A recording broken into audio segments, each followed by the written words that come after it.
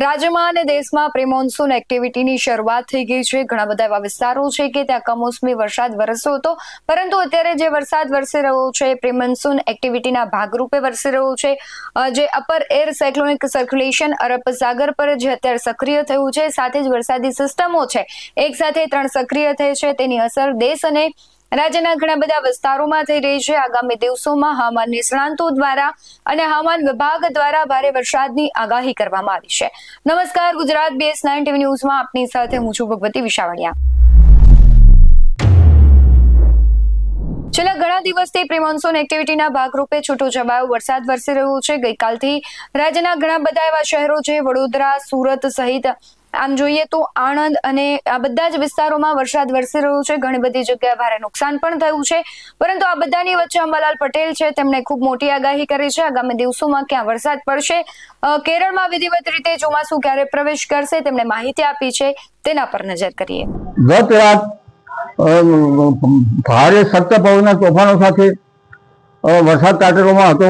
ગાંધીનગરમાં પણ વરસાદ ત્રાટક્યો હશે, કદાચ 20 mm જેવો વરસાદ હોઈ શકે। પવનની ગતિ પણ સખ્ત રહેલી જાણવા મળેલ છે। આ ઉપરાંત મધ્ય ગુજરાતના ભાગોમાં પણ કંઈક વરસાદના વાવર છે। હજુ જોવા જઈએ તો તારીખ 5 સુધીમાં રાજ્યના ભિન્ન ભાગોમાં વરસાદ થવાની શક્યતા રહેશે। આજ પણ રાજ્યના ઘણા ભાગોમાં વરસાદ થવાની શક્યતા રહેશે, જેમાં ઉત્તર ગુજરાતના ભાગો ત્યારે પાટણ સમી હારી કચ્છના રાપર વગેરે ભાગોમાં આજે હવામાનમાં પલટો આવી શકે। સાબરકાંઠાના ભાગોમાં અને અરવલ્લીના ભાગોમાં પણ પ્રી મોન્સૂન એક્ટિવિટીનો વરસાદ થવાની શક્યતા રહે। આ ઉપરાંત પંચમહાલના ભાગોમાં, દાહોદ વગેરે ભાગોમાં અને વડોદરા વગેરે મધ્ય ગુજરાતના ભાગોમાં પણ ક્યાંક પ્રી મોન્સૂન એક્ટિવિટીનો વરસાદ થવાની શક્યતા રહે। સૌરાષ્ટ્રના ભાગોમાં, દક્ષિણ સૌરાષ્ટ્રના ભાગોમાં પ્રી મોન્સૂન એક્ટિવિટીનો વરસાદ થવાની શક્યતા રહે। આવતીકાલ સુધીમાં તો સૌરાષ્ટ્રના ઘણા ખરા ભાગો અને ગુજરાતના ઘણા ભાગોમાં વરસાદ થવાની શક્યતા રહે।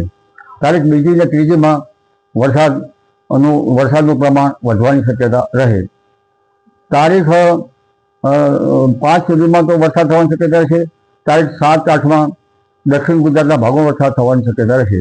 તારીખ 8, 9 જૂનમાં વરસાદ થાય તો પછી ભારે વરસાદ થાય તો પછી અતિ ભારે વરસાદ થવાની શક્યતા રહેતી હોય છે, પણ 8, 9 જૂને ભારે વરસાદ થવો જોઈએ।